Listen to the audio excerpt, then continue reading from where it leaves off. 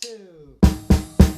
You're watching GCTV, Community Access Cable Channel 15 in Greenfield, Massachusetts. All of our productions at GCTV are sponsored in part by Bay State Health, providing the care you and your family need when you need it close to home.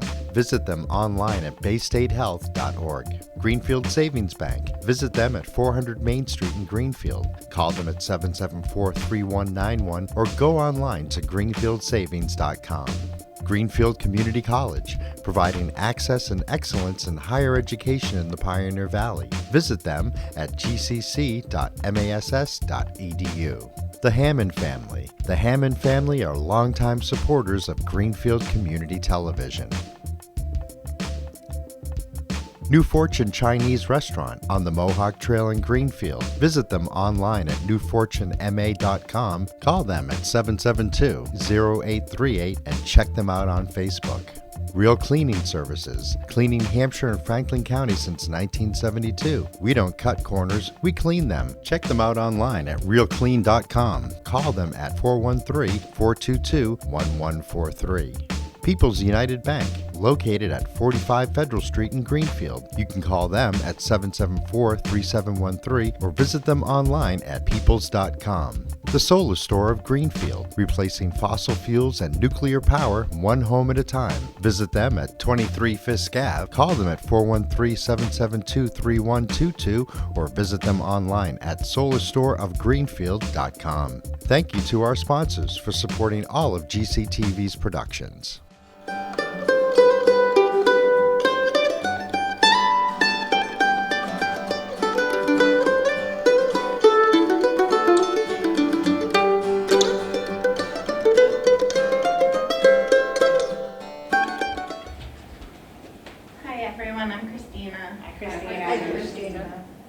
Okay, my first piece is called Worth Waiting For.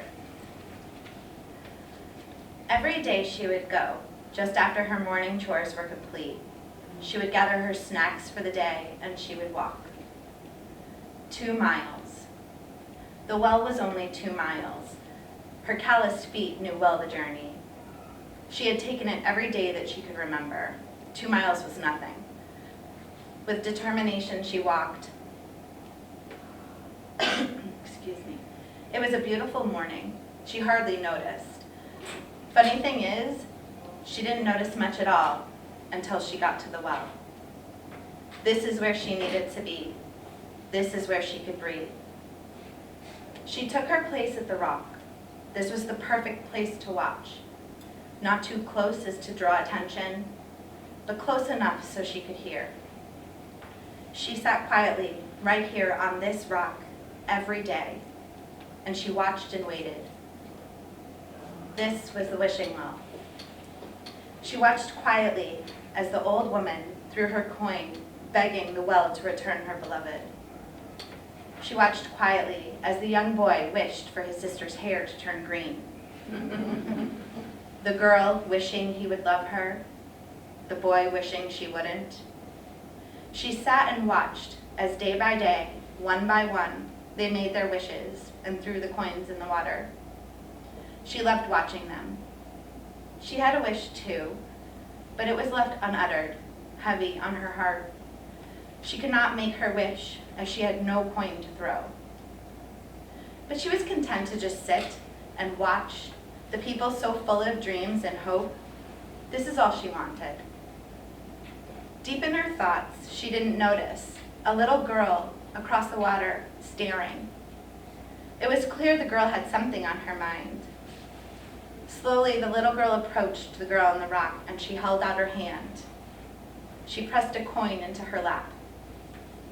It looks like you might need this more than I do. This is what she had been waiting for this whole time. Her turn to make her wish. It was worth waiting for.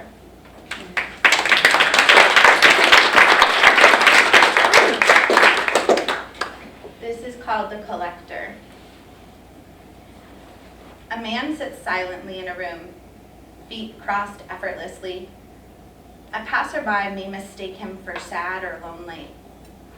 What they do not see, what they do not know, is that this man is full. This collector has reached the end of his days, and he must release his precious collection so that he can be able and open to letting go of this part of his journey. He sits in silence and begins to return to the universe the whispers he has collected, the belly laugh of a 3-year-old boy, the way his grandfather's ears smell, the skin of his lover, the tears he's wiped from her cheeks. Every breath, every moment, from his mother's first laugh to her dry rattle. He sits and he breathes it all away, giving it back, emptying his vessel for the journey ahead. The collector is gone, he's been emptied.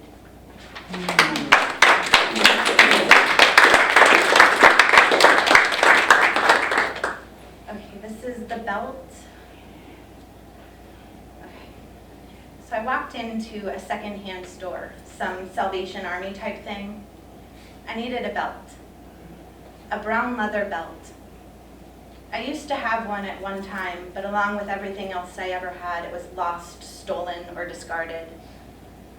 I walked to the shelf that held all the belts and started to dig.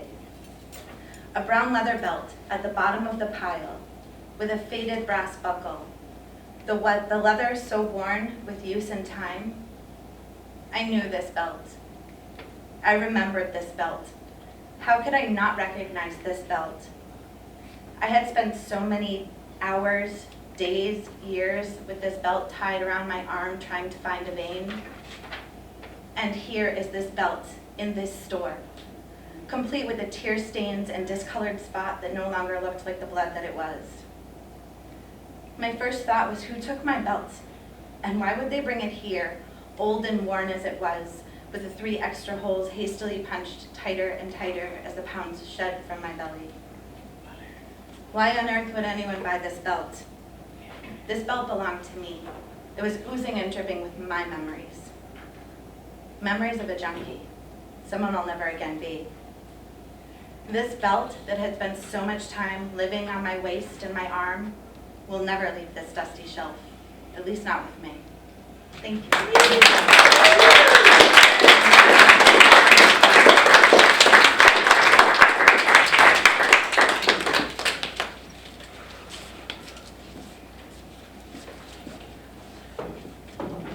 Hello, my name's Lisa. Hi, Lisa. My first piece is called Standing in the Doorway. Can you all hear me? Yes.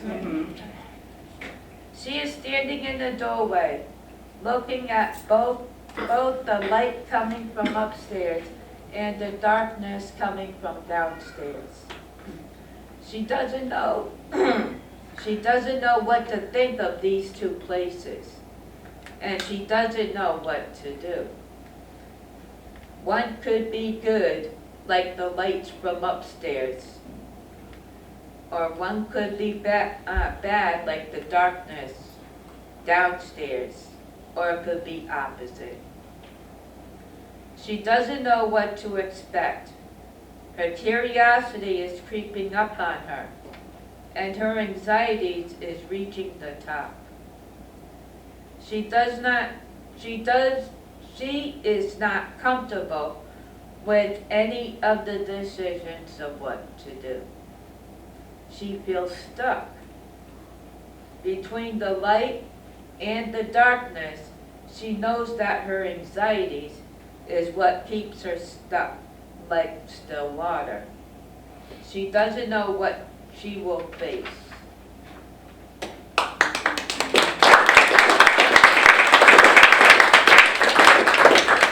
That's my first piece I ever read out.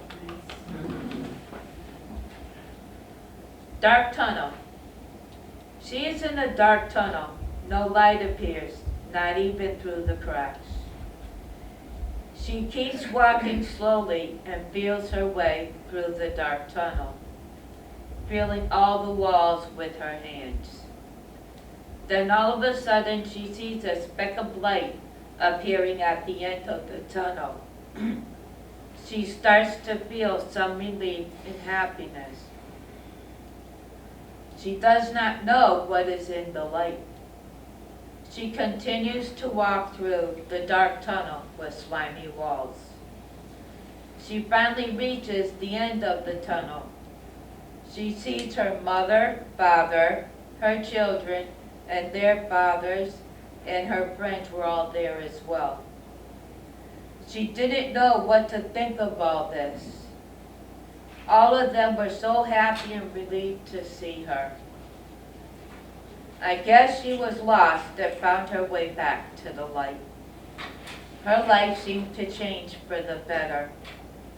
The moral of this story is she ran away from her old life through the dark tunnel and found her new light. Believe that there is a light at the end of the tunnel. Believe that you might be that light for someone else.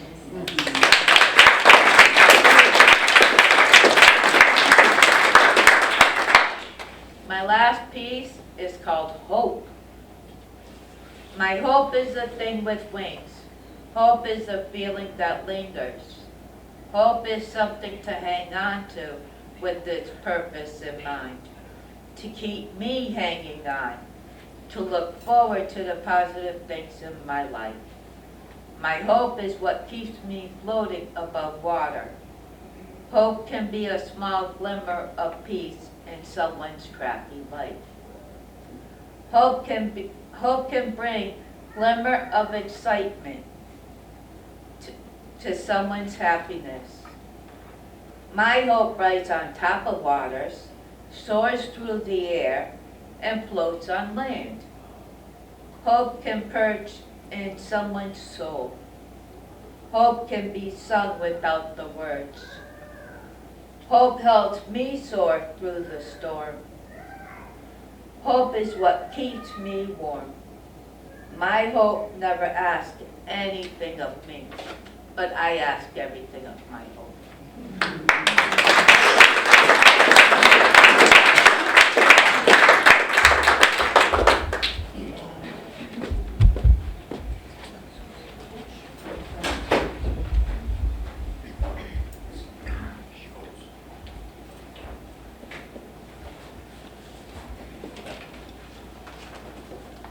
Hello everyone, my name is Jeanette. Hi, Jeanette. I don't think it's on, Jeanette. It's not on, that might be. Thank you. Hello everybody, my name is Jeanette. Hi, Jeanette. My first page is called The Plastic Angel. One day I was walking down the street just taking my sweet time to get to the park. I had a bad day, so I prayed, Heavenly Father, please calm me down, because only you know what I go through. So I finished my quick prayer and I kept walking and walking and walking until I saw the entrance of the park. I was so stunned because I could see an angel on the branch. The angel looked like it was holding the tree in place.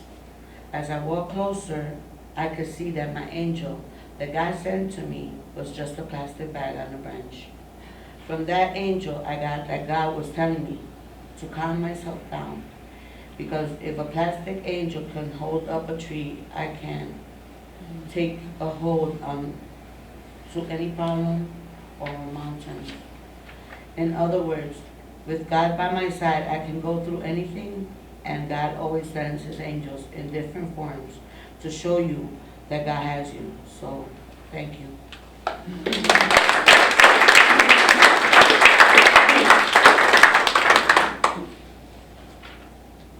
My second is Cage or Freedom. I remember when I was locked up, I felt like a bird in a cage. Wow, after being locked up for 5 years, I got paroled and did 2 years with the GPS, but I still had a little freedom.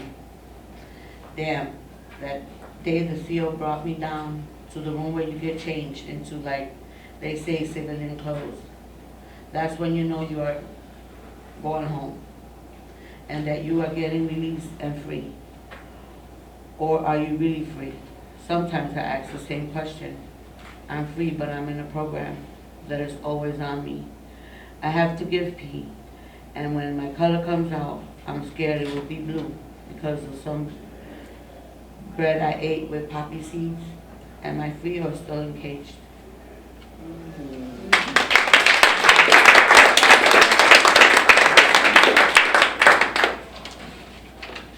And my last one is I'm speaking now of love.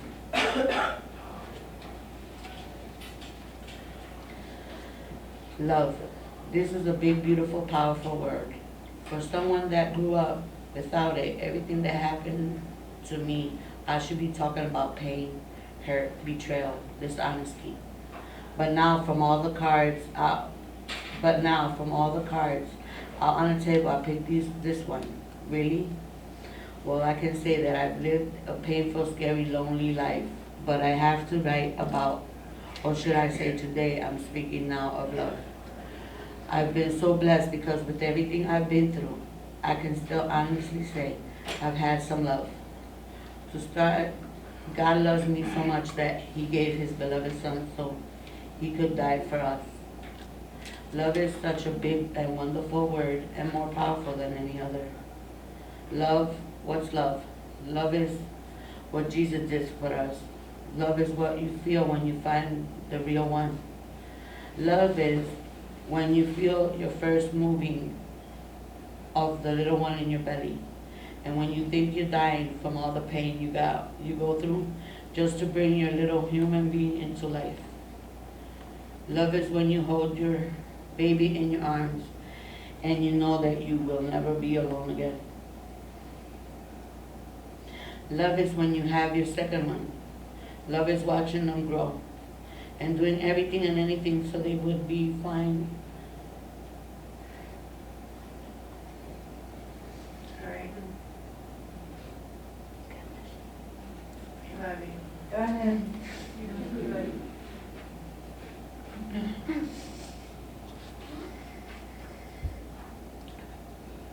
And have everything they need or want to. Love is watching them grow into a man and a woman and have become. Love is wanting to give you your first, second, third, fourth, fifth, and second grandbaby. Love is when you feel all alone and you're all stressed out.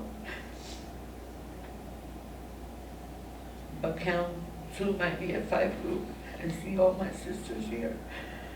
All the love and compassion we all have for each other. Love is passion, friendship, bond that we all feel. Love is no matter what I go through, my Heavenly Father has my back, and He will always be here for me. Love is what I feel for all my brothers and sisters in the Lord. Don't get me wrong, I do get mad, and some people, but because I believe in my Father, God, He shows me and teaches me how to forgive and love. But the most important thing of all is that no matter how many mistakes I do, He loves me unconditionally and has taught me to forgive and ask for forgiveness when I am wrong. Love yourself and others and never stop or forget to love. You'll all feel better.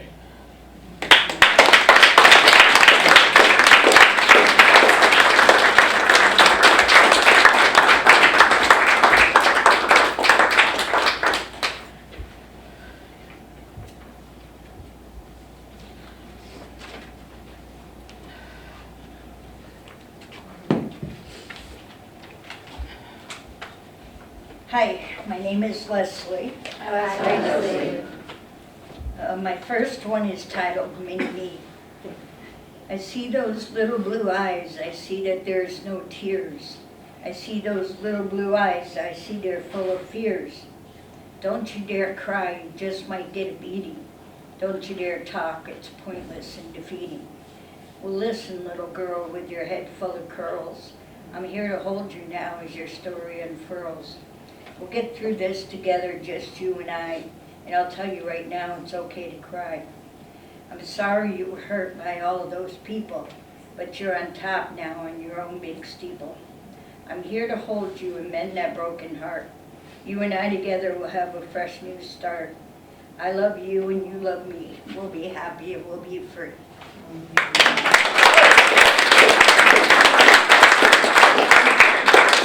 Thank you.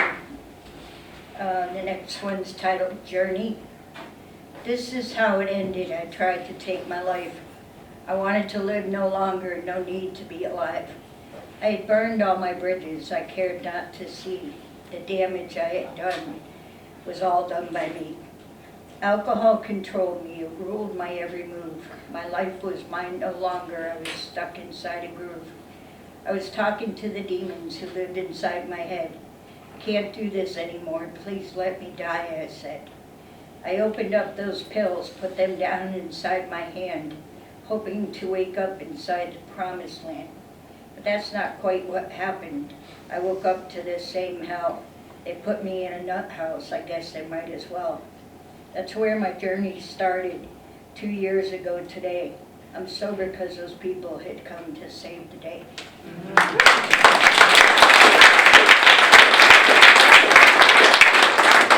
Thank you. And my last one is titled Why. My best friend and I would horse around like all great friends will do. But horsing around for her and I might not be the same for you. Back then we had to hide the love that we had shared, because love between two women was not openly declared. I wish the times were different, but unfortunately they were not.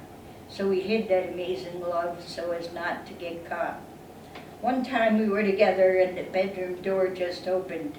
I looked over at Diane to see how she was coping. We were caught in the act. What could we do? I got up, shut the door, and yelled, "To hell with you."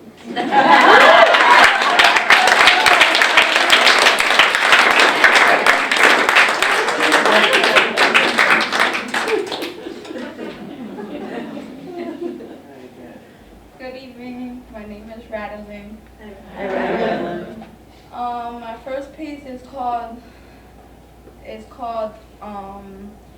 everyone has a past they never want to go back to face. Yes, I do have a past. I don't want to go back to. That was not good for me or my kids. But now I go to go back to it on the 22nd and the 24th of this month, because I wish I could see if I could see my kids. I now am not sad but about going for my kids.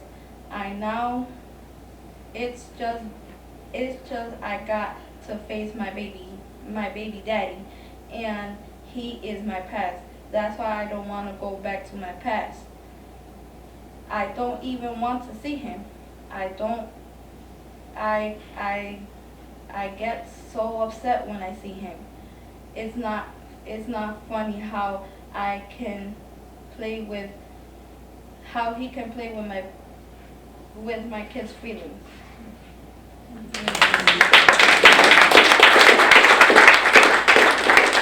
The next one is to my daughter. Her name is called Dear Destiny. When I saw you for the first time, I fell in love with you. And when I seen you, you were so little and my baby. You were my love. Now you are but a before, and you are talking more, and you think that you are so big. They don't know what mommy tells you anything. And you were calling me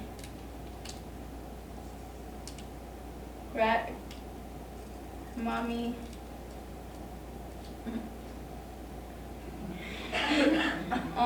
And you were calling me mommy, telling me how you were Destiny and that you wanted something to eat. But Destiny, you know that you are my baby and I love you.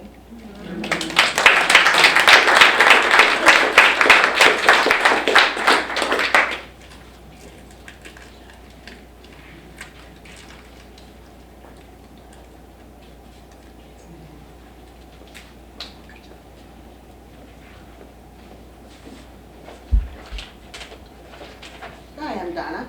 Hi, Donna. My first one's entitled Snow Melting, Flowers Wilting, Memories Float Around Like Mosquitoes on a Hot Summer Night, Biting and Raw. Questions asked and tears shed. Why again? With each new loss, the helplessness is overwhelming. Heroin kills.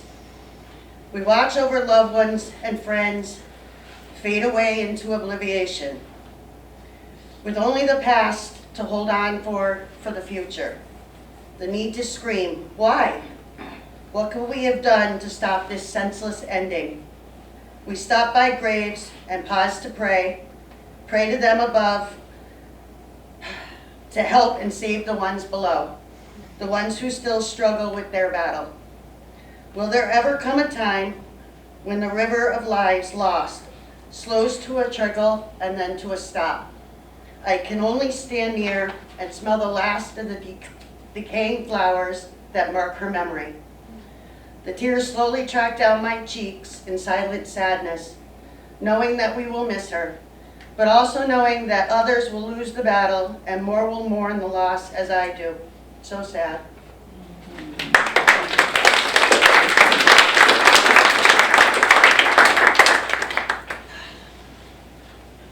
This one's called The Center of My Life. I was in jail for the third time, feeling more sorry for myself than the sorry for the reasons I was in for. My first call was to my mom. I gave her the story that she could relax, knowing I was still alive, but I needed commissary. At the time, I had no reason to believe she wouldn't be thrilled to hear from me. I assumed that she would be there on the first day for visitors, and that day came and went. About a week later, I received a letter from my mom, but it was not her typical upbeat letter. My mom, the center of my life, my best friend,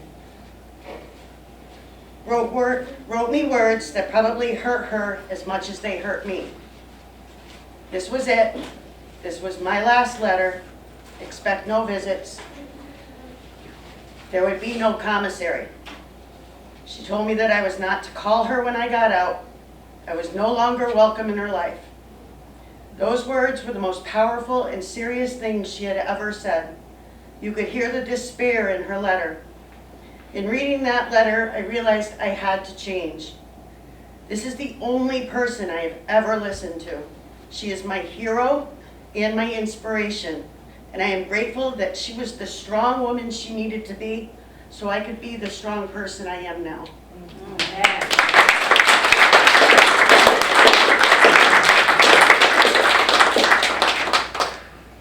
Worth waiting for. For a long time, she was a lost soul, searching for her identity, exploring almost anything that was thrown her way, trying to be someone, to be liked, to feel a part of something. In this constant search, she lost sight of herself. Bad choices, friends, and influences inevitably led her to lose herself to addiction, and with that, any sense of self she might have once had. Addiction led her down a dark road where choices became needs. The next fix led to felonies. Felonies led to jail, not once, but 3 times, each time longer than the first. Those were very dark times where she felt nothing at all. Even the will to live was a struggle, as she has seemingly lost everything and everyone she had ever had. It took the last 6 months of losing her freedom and the choices to gain a will, choices to gain a will to fight again, to prove to herself, the very person she despised the most, that she was someone important with a lot to offer this world. As those 6 months dragged on, the determination to stay clean kept her going, one day at a time. Regaining her importance in the world, she proved she had much to offer. In the hell she had been through, she became a strong, powerful presence. It was definitely worth waiting for.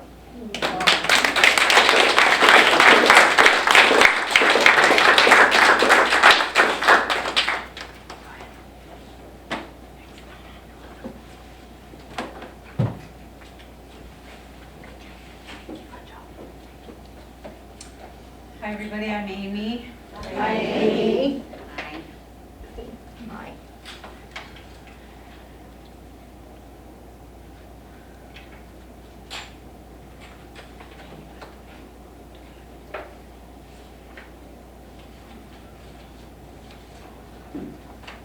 This piece is called Gray Wolf. Gray wolf comes on paws of evening mist, guiding my soul with eyes like amber, glowing in moonlight, her silver sheen casting shallow glimmers that beckon me to the edge of remembering. I am entranced by her presence while she leads me through shadows at midnight. Over fields of vision we travel on starlight and moonbeam, dancing on dewdrops, pink tongue lolls, her sides heaving. I fall into tall, cool grass as morning mist announces sunrise. I awake, a tuft of silvery gray fur upon my pillow.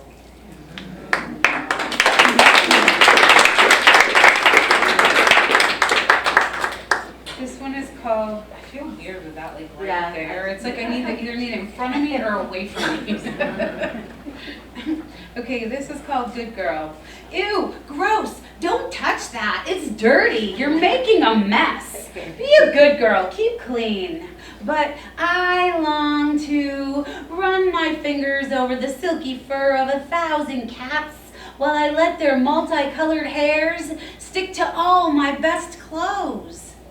I want to step in puddles and dance in the rain, then track mud into the living room while I leave my mark upon the perfect couch. I wish to walk barefoot over rocks and through the grass while enjoying the feel of the morning dew between my dirty toes.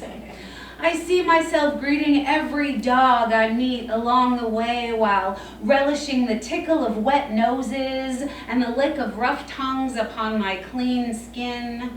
I shall learn to be carefree, no longer confined to the fears of another. Even though I know she meant well, I will no longer listen to the voice of my mother.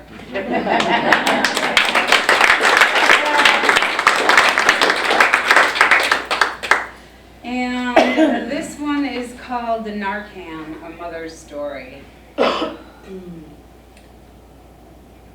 She answers the call, the thin voice on the other end of the phone, strangled and garbled, fading to silence. Fear rushes in as she realizes this is the voice of her child, her beautiful, beloved child, the child she carried inside and delivered perfect into this world, this God-forsaken world. Clutching her heart, a sound escapes her lips. This sound akin to the keening of thousands of grieving mothers who came before her. A squeezing in her chest restricts her breath. She cannot breathe. Darkness closes in and surrounds her. There is no sound on the other end of the phone. Only the silence, muffled by God knows what. Full-blown terror sets in. She falls to the floor, paralyzed by impotence, imagining the worst, that awful sound returning to her lips. Lips that tingle with adrenaline that doesn't know where to go, what to do. She's lost in panic, helpless. Where is her child? Is she dying? Oh my God! Suddenly, a sound emerges from the other end of the phone. The voice of a man. Hello, she cries. Who is this? What's happening? Is she dead? No, ma'am. This is Michael. I found her in the bathroom. I gave her Narcan. The ambulance is on the way.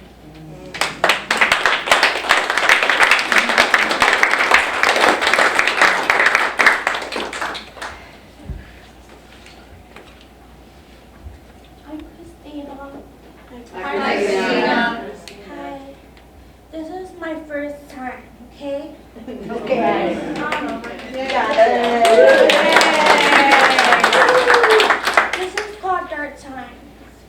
Today I sit back and think about my life. It's hard because I was in the dark, trying to figure out why and what my next step will be, trying to understand my mind. I was beaten, strangled, tied up. He tried to put me to death over crack and dope, the drugs of this life. In these streets you keep going, and I made it with no money, trying to survive these hard times. Having kids from rape, having to face the facts, no hiding, just trying not to lie. Life's secrets is just the way of life. Scared, hopeless, nowhere to lie. My mind's playing tricks, is this the end of my life? The devil's all around, is there no light? So I closed my eyes, trying to hope would I be alright. The Lord said one day at a time. I said fine, in time.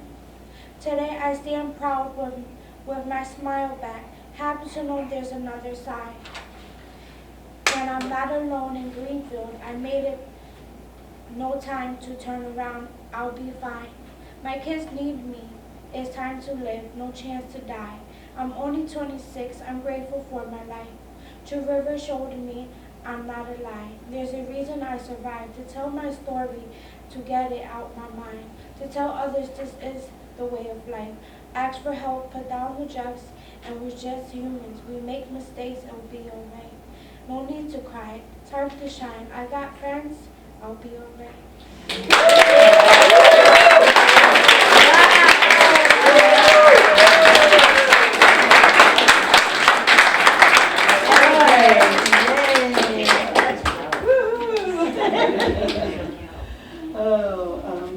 Thank you so much, sweetie, for being brave enough. Yes. The first time is always really, really super scary. You did a great job.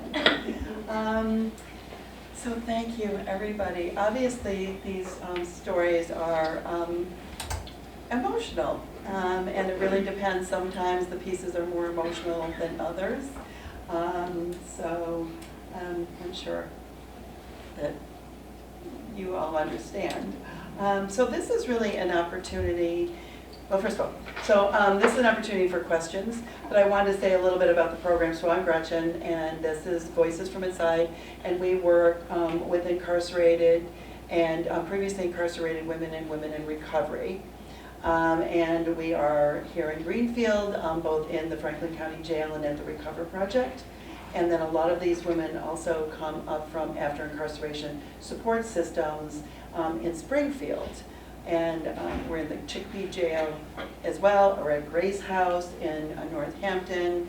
There are several other programs that we're running as well. And the method that we really use is a very simple method, but I think the most important thing about the method is it's a completely trauma-informed method. So the pieces that you heard today, those were written in 15 minutes with very little editing, and the prompts we use are very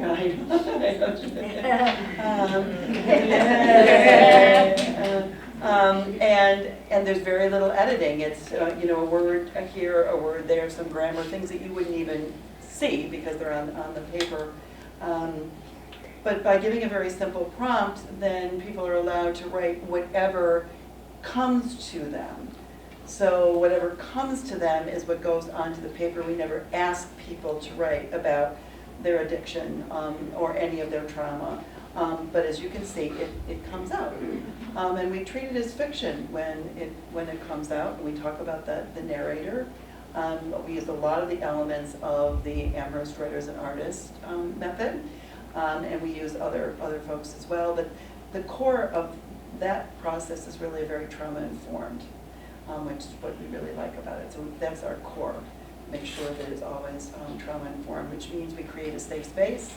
You can tell, especially those of you who were here earlier on, you know, Bev said, well, you know, it's clear that they're really a group. So there's a lot of collaboration. We collaborate with each other. There's choice. There's trust because they know we're going to show up every week. And so that really builds on the empowerment that you can see. So this is an opportunity for you to make any comments, and please do write your comments on the card as well, because they love for me to type them and to get to read them at group. And any questions or comments that people have? Well, I'm going to be brave. Okay, Mary. I don't like to speak in front of a crowd, but I found every single woman was so moving and so honest, and that I think we all have addictions, but some of our addictions are legal and don't end us up in jail. Right. And I once heard addictions described as a worship disorder, that instead of leaning back on God, that people try to comfort themselves in other ways. And so I was also really touched by this. With some people, could have been a service, that their professions of knowing that they were God's child was beautiful. And somebody, I wrote all this stuff down on the cards, about the poem, so I wouldn't forget it. So I'm not passing this in, but the one who wrote Reflections. I thought, well, right at the beginning, so it's Diane, is it? I thought, well, I just want you to look in the mirror and just look at yourself and say, every day. I am the beautiful daughter of the Most High God, because we're all children, we're all family, and we're all related by a loving Father. Thank you. So I just really appreciated it. I thought it was truly beautiful. You guys did an awesome job. Thank you. Thank you. Yes. Yes. Thank you all for being so brave. I just wanted to share that last year, it was last year, it might have been earlier this year, I was in therapy with my one of my adult daughters, and at one point she gave me a little laminated card that read, "When we feel heard, we begin to heal." And I just wanted to tell you all that I heard you. Thank you. Thank you. Thank you. I have a question. So I've been part of writing workshops before, groups, and I find that's the only time I write. So I haven't been part of a workshop for years. I don't write anything. And I wondered, how about all of you, when you're not in the group, not in the workshop, do you still write? Mm-hmm. No. Yeah. I do. I do not write. One of the things that I find from the method that we use, as Gretchen said, we write our pieces in 15 minutes. So we have the prompt and then we write together for 15 minutes, read it, give feedback. And I have found that since I've been using this method for a while and I'm a part of 2 weekly groups, that I now write on the fly all the time. Like I don't struggle over writing a piece anymore. I just let it come. And that, I feel like that's what this practice has taught me. So I feel like that as a writer, for me, that's been very valuable. Because I used to really toil over stuff, So I don't know if that really answered your question. Thank you. I'd like to respond to that as well, because your piece is so finished sounding and engaging and poetic and rhythmic and just draws you in. Do you go back and rewrite anything that you've written within the group? I do minor edits, but not That's really only anything. comes- The last piece I read, it came out with a different narrative. It was in an I message, and I changed it to a she. So it was really, for that piece, that was the only thing. I may change it a little bit, but not really too much. Which is pretty interesting to see people over time. Like Amy, when she first came, she said, "Well, would you like us to?" No, I'm not done. I'm not done. And she would write pages and pages and pages and pages and pages. She was never done. She was never at 20 minutes. She was like, "How do you quit stopping me?" But the pieces, but the difference really is exactly what she said, and that now that rhythm, that beauty that comes out in those pieces is practice of just keep writing, and now your pieces are fully finished at the end of, the ones that you read here are fully finished really pretty much by the end, and it just comes out of you. And that's the cool thing, is you write and you just go, okay, and wow, I had no idea that was in me at all. So it's almost like you're being channeled. It's kind of what it feels like sometimes. It is what it feels like. Is there a way or a place where these are being collected in some way? Like Oh, could I buy a book? Yes. Yes, we have them right over here. And also, like the next part of that is, I work with the Historical Society in Greenfield and other museums around, and part of that work is like current people's lives and like current actual people's lives, and I'm just really moved. I'm gonna buy a book from the museum. I really want to. Just tell you how much I appreciate this opportunity to hear some of your life. I really am grateful. Thank you very much. Thank you. Oh, was someone back? Yeah, behind the lady Did you have with the your blue hand up? shirt, she had. Oh, yes. Yeah, I did.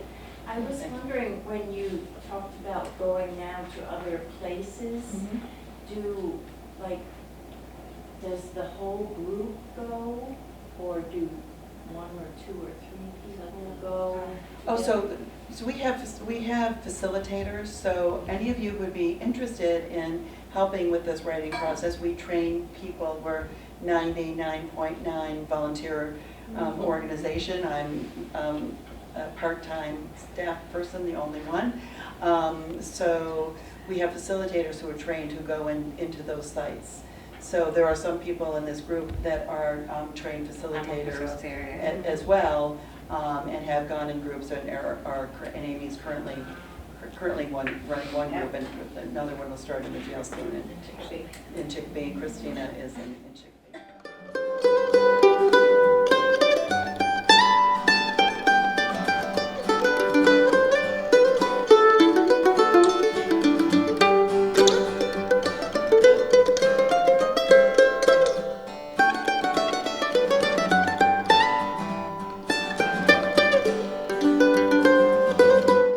All of our productions at GCTV are sponsored in part by Bay State Health, providing the care you and your family need when you need it close to home.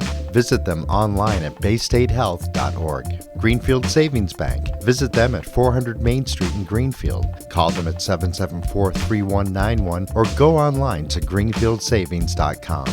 Greenfield Community College, providing access and excellence in higher education in the Pioneer Valley. Visit them at gcc.mass.edu.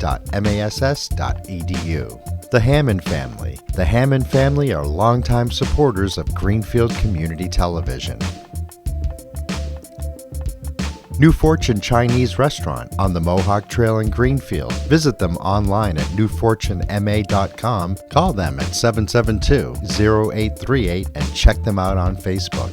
Real Cleaning Services, cleaning Hampshire and Franklin County since 1972. We don't cut corners, we clean them. Check them out online at realclean.com. Call them at 413-422-1143. People's United Bank, located at 45 Federal Street in Greenfield. You can call them at 774-3713 or visit them online at peoples.com. The Solar Store of Greenfield, replacing fossil fuels and nuclear power one home at a time. Visit them at 23 Fisk Ave. Call them at 413-772-3122 or visit them online at solarstoreofgreenfield.com. Thank you to our sponsors for supporting all of GCTV's productions.